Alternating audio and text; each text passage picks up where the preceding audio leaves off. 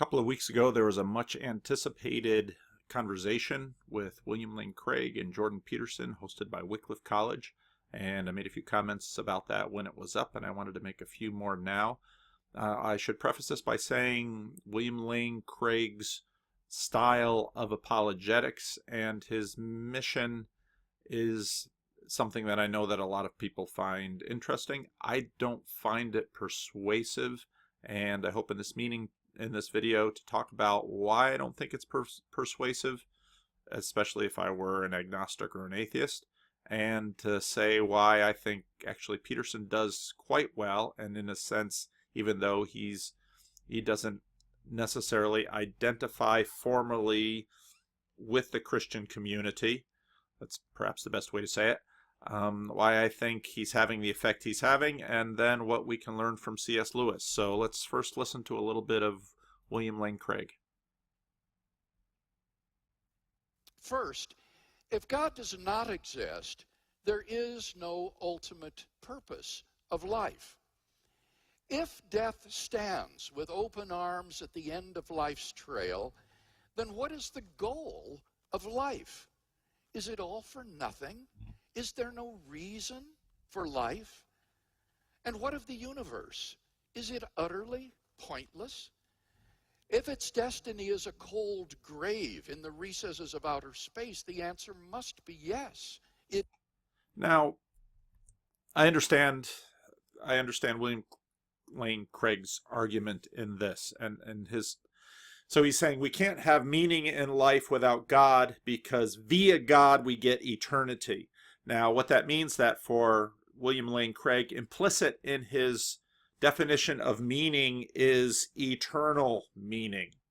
And okay, that's his definition. I think it suffers from,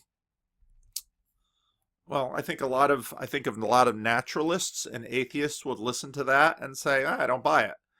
The reason they don't buy it is because, in a sense, they're in the what I call the iron box of naturalism, or the iron box of secularism. We can't have any knowledge of God, and so therefore all we have left with is an experience of meaning and a feeling of meaning, and therefore Christians imagine that we're connected up with eternity. That gives them a feeling of meaning. I don't have that imagination. I'm in the box, but I yet have an experience of meaning or a feeling of meaning. Therefore, you really don't have anything more than I do, because what you connect it with is epistemologically out of bounds. And therefore, the meaning I have is just like the meaning you have. You just have an extra fantasy attached, but that extra fantasy is epistemologically meaningless. And I think that's a powerful argument. Now, I think I think they could sell it better if they would bring in, let's say, maybe Viktor Frankl, who developed an entire school of psychology around meaning and his experience in the German death camps. He noted just how powerful meaning is, and he, in a sense, followed Nietzsche in noting he who has a why to live for can bear almost any how. And that, in a sense, sums up Viktor Frankl's argument. If you've never read Viktor Frankl's work, Man's Search for Meaning, it's a powerful book, and I think Viktor Frankl makes a powerful argument about the existence and the power of meaning, even a meaning that is disconnected from William Lane Craig's eternal meaning.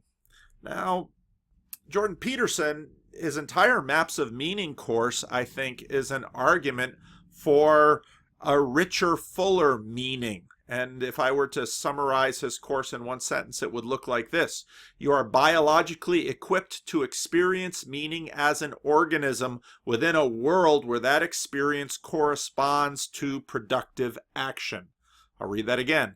You are biologically equipped to experience meaning as an organism within a world where that experience corresponds to productive action. And this is why when Peterson talks about being, and he talks about being right in this space which is between chaos and order, then things happen. And it's not just an experience of things happen, because we are knit into our entire environment, because we are knit into being. Therefore, when we are at this moment, meaning is not just an emotion we experience. It is not just, as I think some naturalists reduce it to, it is not just an experience that I project onto the material world. It is something built into the material world, and we have arrived together with it via human civilization and even via evolution. It goes all the way back to the lobsters. So I think in this way, Peterson gives a much richer, more robust sense of meaning. But at the same time, the reason why he and William Lane Craig kind of talked past each other is because they do have, they're working two very different definitions for meaning. And I think Peterson would be on the side of the materialists by saying we can't necessarily connect that up eternally. That for Peterson would be more than he can say, because he is a Darwinian in terms of his epistemological frame, and so he can't get beyond what survival dictates. And again, if you listen to Transliminal 2015, that this is his epistemological world. And so every time you hear Peterson answer questions about religion, which people keep putting to him, he'll say things like, this gets me to the edge of my ability to comprehend, or, you know, this will bring him to the edge. But he's very much boxed in by his epistemological framework as a Darwinian, which is part of his criticism for Dawkins and Harrison, saying they're not Darwinian, they're Newtonian. And so this is the limit that Peterson goes to. And so to kind of sketch out Peterson's map of meaning, you do derive meaning from work. You do derive meaning from country. You live in a rich environment which is full of meaning, and it's not just your mind projecting or experiencing meaning on this. Being itself is infused with meaning, and you have this. But he remains within his agnostic as if universe, and so he is still not talking about what William Lane Craig is talking about. And you know, we know this because, actually, I think I'm just gonna skip through some of these things. Well, that kind of leads to Peterson's argument about nihilism. And so people who are depressed, maybe I won't skip it. You know, 20 years ago, people who are depressed would say, well, I have a chemical imbalance in my brain. And in some ways that gave too much to the materialists. And one of the things that impacted me about Jung's autobiography was there's a section when Jung begins to work in a mental hospital, and the other doctors are telling him that people with mental illness, don't bother talking to them or doing psychology with them, because they basically have something wrong with their brain. They have a chemical imbalance, and since we don't have the drugs to fix their brain, there's no point in talking to them. Jung didn't buy that, and Jung was right, because he saw that people's mental disorder, even if they, in fact, their physical brain wasn't functioning properly, that's not disconnected from the rest of their lives, from their relationships, from how they were brought up, from the mythology that is in their worldview, from all of this. So in that way, Jung was a far bigger thinker and a far bigger perceiver of what a human being was. And Jung saw that a human being is not just enclosed within our skin, but we are, in fact, deeply connected relationally with others and deeply tied into worldviews. And this was the realization that launched Peterson on his Maps of Meaning project. And so, so we are not just a chemical imbalance. And Jonathan Haidt notwithstanding, when he talks about the fact that in terms of happiness, 50 to 80% of our happiness is about how Jonathan Haidt calls it the cortical lottery. But, as he says here, particular episodes of joy or depression, however, must be understood by looking at how life events interact with a person's emotional disposition. In other words, nature and nurture. But we are not disconnected. So if a person is depressed, they might have a medical issue. They might be suffering a loss. They might be Jordan Peterson's bottom lobster, or they might be dealing with nihilism. And at my old year sermon, I talked about suicide rates in a Palo Alto high school that was in the news a few years ago. And doctors are trying to figure out, why were these young people suicidal? Well, what was it? Was it nihilism? How can nihilism prompt suicide? Well, it certainly can, because it is not just a chemical imbalance in our brains. As human beings, meaning connects us to the outside world, and therefore meaning is a category which is actually active in being and changes history, which again gets into Peterson's anthropology, that people, that the individual is meaningful in history, and what you do, and in fact even what you think, matters for the future of the world. And I think this is the correctness of what Peterson is getting at here, is what gives his mission power in terms of impacting people. And that's in fact what the 12 rules is about. And he is trying to bring people out of nihilism into a place, into a much more meaningful world where their actions have consequences, and where it all in fact fits together. And so I think that's why Peterson's, even within his agnostic as if universe, it is rich with meaning, and it is steeped in meaning, and it is evolved meaning that has come to us from the past. Now, I want to talk a little bit more about meaning, because I think one of the best ways into it is the Greek word telos. The Greek word telos has both the meaning of end and also purpose. It might be conclusion, or even goal is perhaps a good English word that gets at this idea of telos. And so what I think Peterson is getting at is that our experience of meaning happens when we begin to achieve ends. So Peterson's future authoring program helps those who take it figure out their meaning by having a goal and reaching it.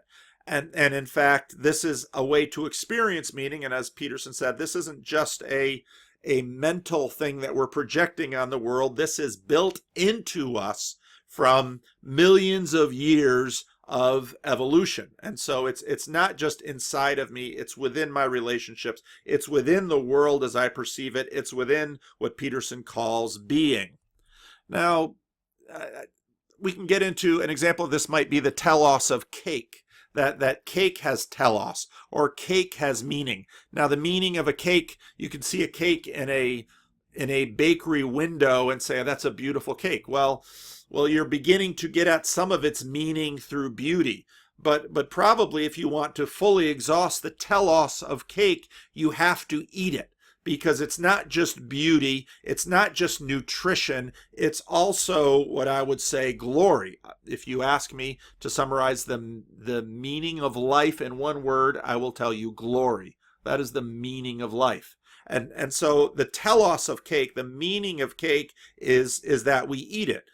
Now, and I think this is where a strict materialist might say we project meaning onto the cake, and Peterson would say, no, there's meaning in our relationship with the cake, and there's meaning in the cake, and there's meaning in this rich world where I know what cake is, and I know what cake means, because cake can even have other layers of meaning. When I see a cake, I might in fact be connecting with birthday cakes in my past. Or when you see a wedding cake, this then connects with other things. In other words, for Peterson's work, and I think this is a big part of his contribution, that all of this is connected, and it has to be taken seriously. And if you, Bishop Barron has a good video. I don't agree with everything in that video, but his video on modernity and morality, I think really gets at some of this stuff, because Bishop Barron comes at this and asks questions, basically looks at basically looks through Aristotle and says what Nietzsche pointed out was how modernity stripped away meaning, and the formal, let's say the formal cause that Aristotle talks about got ripped away. And without that formal cause, we are in fact adrift in this much more meaningless universe, which then contributes to our nihilism. So that's a particularly good video to watch. Now where I want to go as a Christian is, in a sense, following C.S. Lewis, that says that in fact there's something in cakeness, there's something in country, there's something in work that's not only built up from the bottom via evolution and human history and culture, but brought in from the top in terms of meaning that God has in fact created into the world. One of my favorite passages in the Bible is when the prophet Isaiah goes to the temple, and what do you know? God shows up. And God is there with the seraphim, and they're crying, "Holy, holy, holy is the Lord God Almighty." That is God high and lifted up, unimaginable, unapproachable, unknowable, holy, holy, holy, but the whole earth is full of his glory. In other words, as the Apostle Paul will later say in Romans 1, we can in a sense know him and see him through his works, leaving all of us, we ought to know who he is. So what happens here is that meaning, as Peterson finds it, is relationally between us. Meaning has grown up with us, but also meaning is above us and comes in through the things that we know. Now, I think no one gets at this better than C.S. Lewis. C.S. Lewis begins Mere Christianity with his argument from desire. And what Lewis basically says is that we are... Let me back up a little bit. What Peterson says essentially is I can't go beyond Darwin. He's a pragmatist. Can't go beyond Darwin. Therefore, all I can know is via survival. And so he will frame his epistemological world on this, and this is why he has to hedge his metaphysical comments the way he hedges them all the time, because he can't know anything beyond Darwin. Now my assertion is that this is an epistemological stinginess, and that this stinginess is fashionable. That in fact this is why Jung found his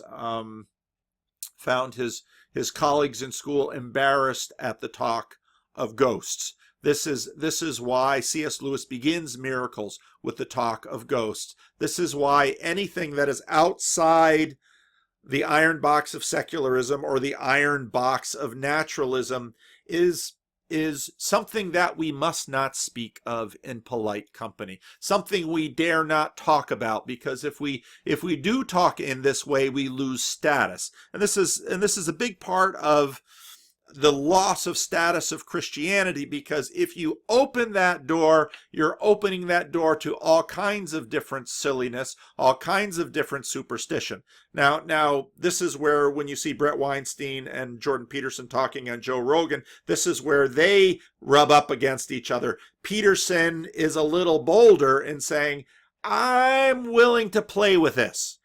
Professionally, I'm not willing to go beyond it. This is my boundary line, but I'm going to have that be a dotted line. I'm not going to have that be an iron box. And others listening to him who are, as a community, holding on to that iron box are saying, nope, can't go there, better not go there, better not cross that line.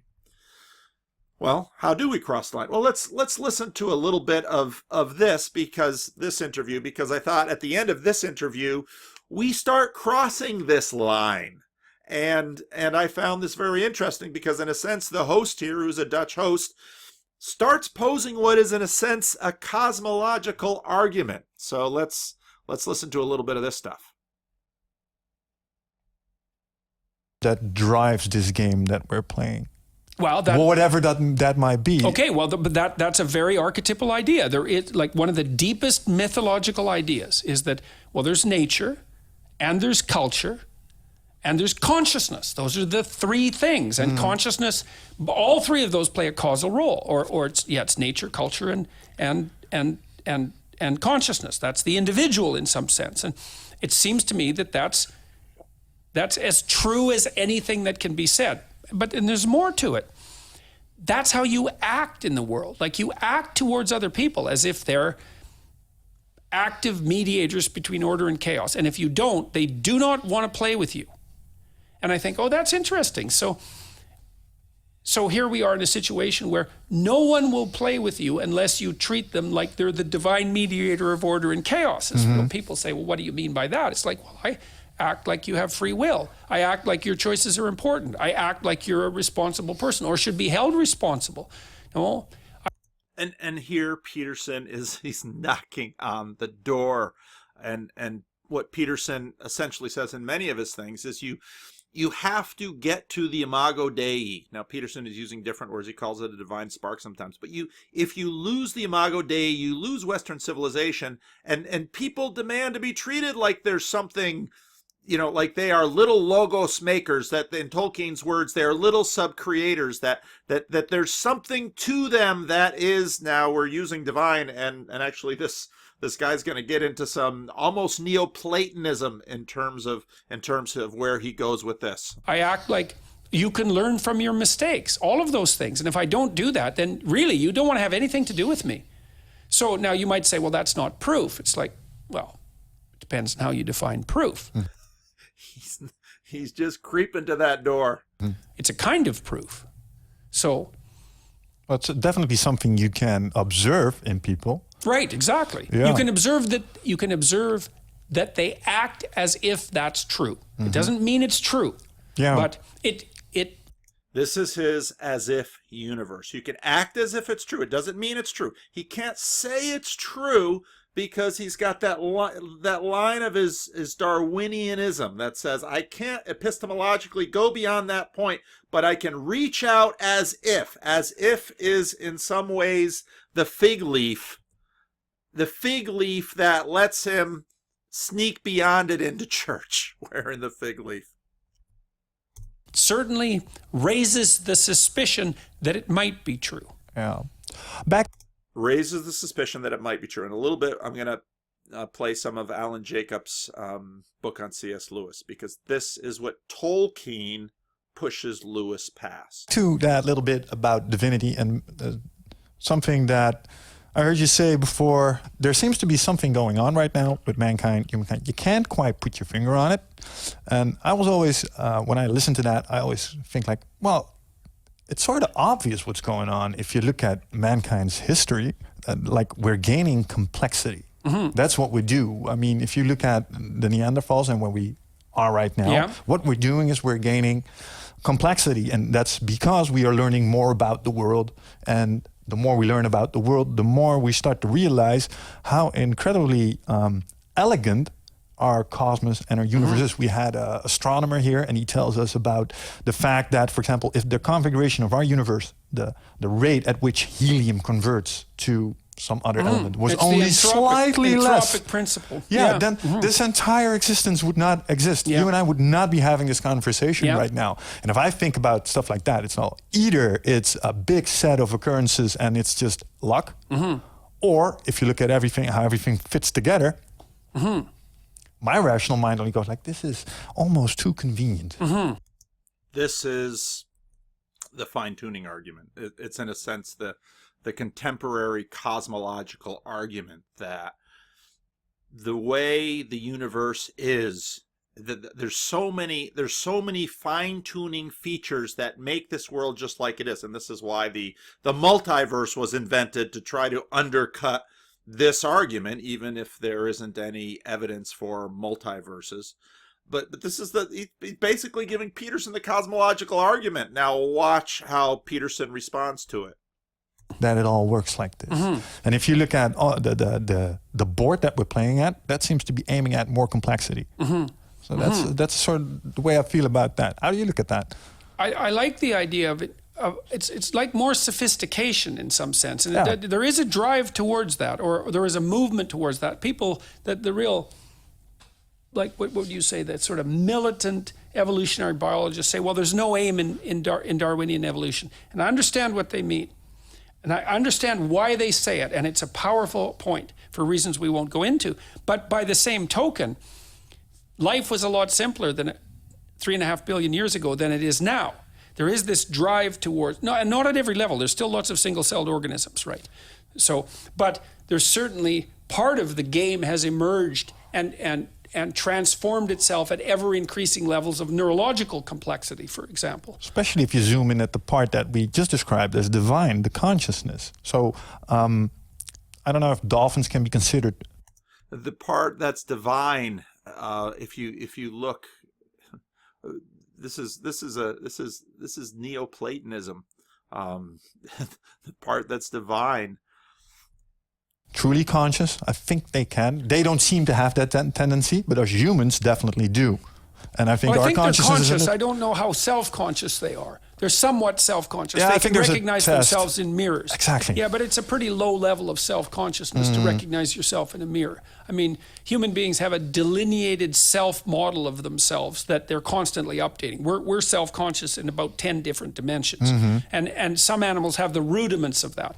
And unfortunately, we lost the cosmological argument line, but it's going to go someplace interesting, so be patient. Elephants do. Yeah. Chimpanzees seem to, dolphins seem to, but compared to our elaborated self-consciousness and our clear knowledge of death, there's a big gap. Elephants play with death, you know. They mourn. play with, but they definitely mourn, and other animals mourn. I've seen dogs mourn Oh, and all right, cats yeah. mourn, but elephants will go to where there are bones and check them out. It's like they're right on the cusp of knowledge, I would say, but they're not linguistic, so I don't think they can manage it. Yeah, but it seems to me that once consciousness rises above a certain level and it's a bit able to do the stuff that you just described, then it starts gaining complexity. There's just this thirst in us that can't be quelled somehow. We want to gain more knowledge. Yep. If you There's a thirst. Now, keep this in mind for when we get to C.S. Lewis. talk to an astronomer, they're giddy about how much we Yep. do not know yet. Yeah. Well, I think that's a good example of the biological instantiation of the hero myth. You know, we're designed to boldly go where no one has gone before. I love that. You're a Star Trek it's fan, by the way? Yeah, but that's why Star Trek is such a big deal. Why these heroic adventures? It's mythology for engineers, right? It's religion for engineers, essentially.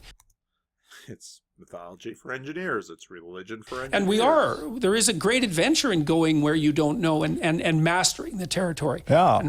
And if you look at the Star Trek universe in particular, that these guys, what I always liked about it, especially the old Star Trek, is that they were all like these almost archetypical heroes. They always did the right thing. They were always going, like they had their directives. And of course, they were humans and they made mistakes. But there was this moral that seemed to be so much higher than what we had in this particular Right. time at Earth. And it was something to strive for. Like Yeah. Captain Picard could be a role model for leadership in a lot of senses. Well, that's exactly what he is, and he is a role model for leadership. That's why people are watching him, because, you know, any leader, a fictional leader like that, is a fictional leader is a quasi messiah, right? It's a fragment of the messianic archetype, and so it might be the fragment that particularly appeals to you. So if you're a techie, you know, you want your messiah to be captaining a starship, Yes. and that's where you get your fragmentary messianic vision.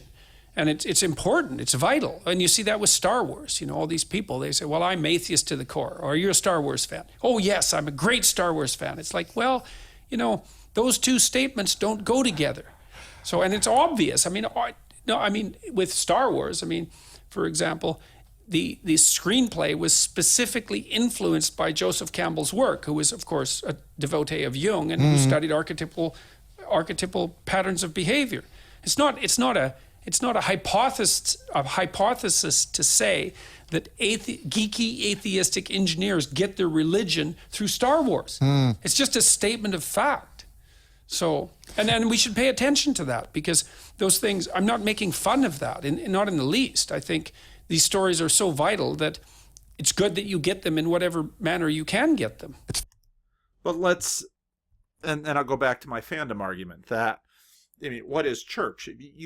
We have this drive to live into mythology. We have this, we are built for it. Now again, Peterson will say, yeah, we're built in it from the, from millions of years ago, from the lobsters on up. And I would say, yeah, and it's built into us from even before that, and which is why mythology always goes all the way back to creation and goes to the gods, or in Christian terms, obviously, the God who made us. And in fact, this is what happens. This is what happens with C.S. Lewis, and this is the way C.S. Lewis himself became a Christian. And it's important to understand the role that J.R.R. Tolkien played in this. Tolkien? Why Tolkien? Tolkien was the one who converted C.S. Lewis, well, besides the Holy Spirit, of course, I'm a Calvinist, but was the one who led C.S. Lewis to Christ. And how did he lead C.S. Lewis to Christ? He led C.S. Lewis to Christ along this path and said, you already believe in mythology. Why don't you live it? Why don't you believe into it? Because in a sense, what the church is the true myth, and it's, you of course, they didn't have Star Wars in C.S. Lewis's time. You dress up, and you dress up like a Star Wars character, and you go to the movie with all your friends, and in that 2+ hours, you try to live into the movie, or you do it with Harry Potter, or you do it with Star Trek, or you do it with Lord of the Rings. Why don't you just stop vacationing over in these worlds? Why don't you live in them? And you say, yeah, but, I'm not going to live in the Star Trek universe, really, because that's fiction.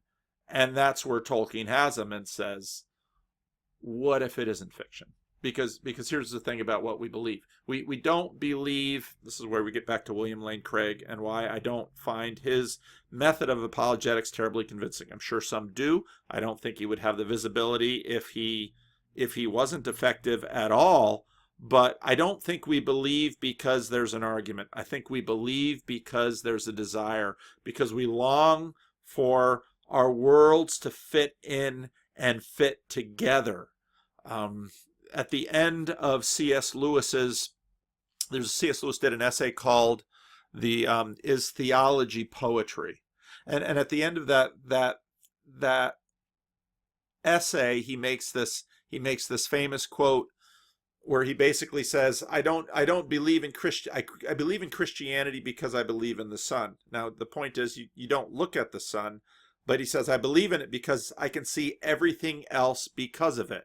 And he says that there's science in Christianity, and if you have a scientific worldview, you can't fit Christianity in it, and in fact, you can't even fit science in it. And I'm going to get into that when I get more into C.S. Lewis's miracles. Now, C.S. Lewis says, but with Christianity, I can fit science into my worldview, and science makes sense, but also myth makes sense, and all these other things make sense. It's a world big enough. He makes the point that if I dream, there's no room in my dreaming world for my waking world, but there is room in my waking world for my dreaming world. Therefore, I know that the dreaming world is nested in the waking world. So let's take a look at C.S. Lewis through Alan Jacobs' book, The Narnian. Now, this is an edited audiobook, and this is an unabridged version of the book, but let's jump in here. Hundreds of hours in those last years of the 1920s meditating on these questions as they bit the coals in Lewis's maudlin rooms. And what emerged was a clear difference of opinion. Lewis firmly insisted that myths were lies, even if they were beautiful, breathed through silver. But Tolkien defended them passionately as vehicles for moral and spiritual truth. Eventually, he wrote a long poem for... And this is why, in a sense, Peterson is like Lewis. Because, Brett Weinstein will say, wow, there's evolved truth in them. And Peterson will say, no, there's deeper truth in them that you ignore at your peril. Lewis said, they're lies, and Tolkien says they're not lies, they're truth. Or CSL, called Mythopoeia, that is, myth-making. He gave the poem the subtitle Philomythus to Misomythus, myth lover to myth hater, and he began it with the very question of what the natural world is. You look at trees and label them just so, for trees are trees, and growing is to grow. You walk the earth and tread with solemn pace one of the many minor globes of space. A star's a star, some matter in a ball, compelled to courses mathematical, amid the regimented, cold, inane, where destined atoms are each moment slain. What is immediately striking about this beginning is the characterization of Lewis as a despiser of myths who looks upon the world with a cold materialist eye. We know that not to have been the case at this stage in his life. We know the violent blows his earlier strict atheism had already taken. But we also know that Lewis was a man who loved the give and take of argument, and it is not hard to guess that in debating these matters with Tolkien, he put up more resistance than he really felt. It was a way of putting the supernatural beliefs to which he was drawn to a real test. Later in the poem, Tolkien invokes the story from Genesis of Adam's naming of the animals and extends it to a naming of all creation. Yet trees are not trees until so named and seen, and never were so named till those had been whose speech's involuted breath unfurled, faint echo and dim picture of the world, but neither record nor a photograph, being divination, judgment, and a laugh, response of those that felt a stir within by deep monition, movements that were kin to life and death of trees, of beasts, of stars. Free captives, undermining shadowy bars, digging the foreknown from experience, and panning the vein of spirit out of sense. The argument here is that when imagined unfallen beings, Tolkien does not speak directly of Adam, that was not his way, first named the things of this world, they did so by means of an instinctive insight into their natures. And the natures of things are primarily defined always by their having been created, made by the commanding word of God. Therefore, he sees no stars. Okay. Right there, meaning. Tolkien does not speak directly of Adam, which was not his way. First naming the things of this world, they did so by means of an instinctive insight, in a divination, a deep monition of their natures. What are we getting at here? Where's my PowerPoint? There we go. Their natures, their meaning, their telos is in there. And so when Adam names things in the world, when you name something, you connect it with a telos. And so when he names, we're naming meaning, we're naming what a thing is and what a thing is for. Stars, who does not see them first of living silver, made that sudden burst to flame like flowers beneath an ancient song.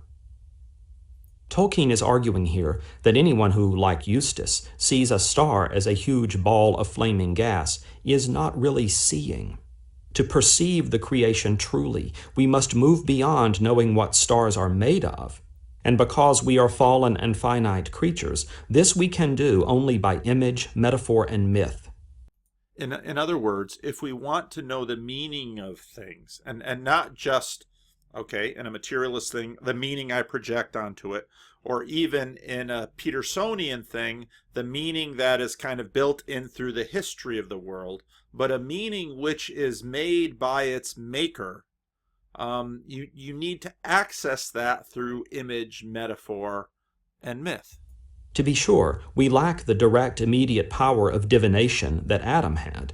Nevertheless, the heart of man is not compound of lies, but draws some wisdom from the only wise, and still recalls him. Though now long estranged, man is not wholly lost, nor wholly changed. Disgraced he may be, yet is not dethroned, and keeps the rags of lordship once he owned, his world dominion by creative act. To this argument, Lewis posed a question. Are these not mere wish-fulfillment fantasies? We know he posed that question because the poem addresses it directly. Yes, wish-fulfillment dreams we spin to cheat our timid hearts and ugly fact defeat. But Tolkien goes on to ask a countering question. Whence came the wish, and whence the power to dream? That is, if the materialist philosophy is true, why do we even have such dreams and desires? What planted in us this longing, this Sehnsucht, joy itself? Here Tolkien was reaching to the heart of his friend. Lewis had focused all his attention either on what joy was or how to get it. But Tolkien was forcing him to consider the matter in a wholly different light. It was not joy itself, but its presence in a biological organism comprising largely water, nitrogen, and carbon that constituted the greatest puzzle. That we dream and wish at all is a powerful element of the case for belief that myths communicate some truth that cannot be communicated in any other way. Lewis would use this argument repeatedly for the rest of his life. As he would write years later, "Do what they will then, we remain conscious of a desire which no natural happiness will satisfy. But is there any reason to suppose that reality offers any satisfaction to it? Nor does the being hungry prove that we have bread. But I think it may be urged that this misses the point. A man's physical hunger does not prove that that man will get any bread. He may die of starvation on a raft in the Atlantic. But surely a man's hunger does prove that he comes of a race which repairs its body by eating, and inhabits a world where eatable substances exist." So you've got your epistemological limitations. Can you prove that your desires are not for another world? No. But is that evidence? Does that suggest something to us? Does that, with all the other evidence, suggest that perhaps there is another world? Now again, William Lane Craig is arguing, well, it's got to be an eternal world. And I would say, happily so, it is an eternal world, but it's not just up here. Peterson is right that it's down here. And I would say it's up here, it's down here, and it's up here all the way down and into here. That's what I would argue. And again, now just the argument isn't going to convince anyone until you desire it, until you long for it. And then if you long for it, you might want to live in it. And again, it would be foolish to say, well, I'm going to live as Star Wars man, and I'm going to dress up like Obi-Wan, and I'm going to walk around with a lightsaber. And, well, you could do that, but most people would call you a fool. Well, the argument is, well, Christians are in some sense that same kind of fool, but Christians would argue that we actually belong to a true myth because Jesus was a historical person. And again, when we get into C.S. Lewis's miracles, we're going to have the argument that basically Lewis says Jesus for him was the missing chapter in the middle of the story that turned the light on for the rest of the picture. Exist. So too, the craving for myths suggests the presence of a non-physiological need that they satisfy, or more accurately, try to satisfy. Because they reach something deep within us, we return to them repeatedly. But because they do not and cannot meet the need they invoke, our experience with them is characterized by longing. But surely not all desires are meant to be fulfilled. Indeed, says Philomythus, they are not.